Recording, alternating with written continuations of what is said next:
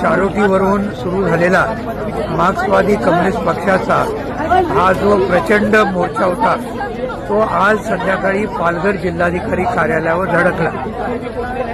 प्रचंड मोठ्या प्रमाणावर काल जे 50,000 लोक होते त्याच्यामध्ये आणखीन त्याच्यामध्ये वाढ झाली आणि मोठ्या प्रमाणावर लोक बंद पालघरचा रस्ता टोटली ब्लॉक झालेला होता, मनोर ते पालघर। आणि इथे आल्यानंतर इतके जवळजवळ 60 किलोमीटर चाललेल्या लोकांना स्वागत करणं तर दूरच राहिलं, परंतु इथल्या पालघरच्या प्रशासनाने आणि पोलिसांनी त्यांना जे नेहमीची पद्धतीकडे असते, पालघर जिल्हाधिकारी कार्यालयाचं आवार प्रचंड मोठं आहे। आतापर्यंत सगळ्या मोर्चांना आतमध्ये जाऊ दिलेलं आहे। आमचा मोर्चा अनेकदा त्या ठिकाणी गेलेला आहे, परंतु आज यांना काय दुर्बुद्धी सुचली, त्यांनी संबंध मोर्चाला त्या गेटपासून अडवलं आणि कोणालाही आज जाऊ दिलं नाही।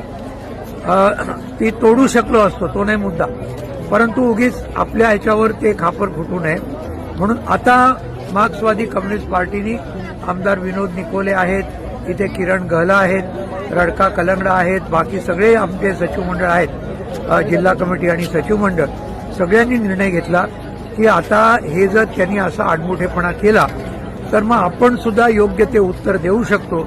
आता मार्क्सवादी कम्युनिस्ट पार्टीने ठरवले संबंध पालघरचं जिल्हाधिकारी कार्यालय हे आता घेराव केलेलं आहे। सगळे दरवाजे पालघर कलेक्टरला जाणारे सगळे जनतेने बंद केलेले आहेत, कारण प्रचंड लोक आहेत आणि कोणालाही आत जाऊ द्यायचं नाही, कोणालाही बाहेर येऊ द्यायचं नाही, अशा तऱ्हेचं ऑलरेडी सुरू झालेलं आहे 7 सव्वा 7 पासून। त्याचबरोबर यांना एवढी पण अक्कल नाहीये की जर त्यांनी या सगळ्या लोकांना आत येऊ दिलं नाही तर कलेक्टरेटच्या बाहेर जो पालघर बोईसरचा जो हायवे आहे तो सुद्धा ब्लॉक होईल, कारण लोक कुठे बसतील, लोकांना बसायला जागा पाहिजे। म्हणून आता काय झालेलं आहे, नाईलाजानी पालघर बोईसरचा संबंध हायवे हा सुद्धा या शासनाच्या वेडपटपणामुळे आता तो सुद्धा ब्लॉक झालेला आहे। म्हणजे जिल्हाधिकारी कार्यालय ब्लॉक झालं, घेराव झालं आणि हायवे सुद्धा बंद झाला।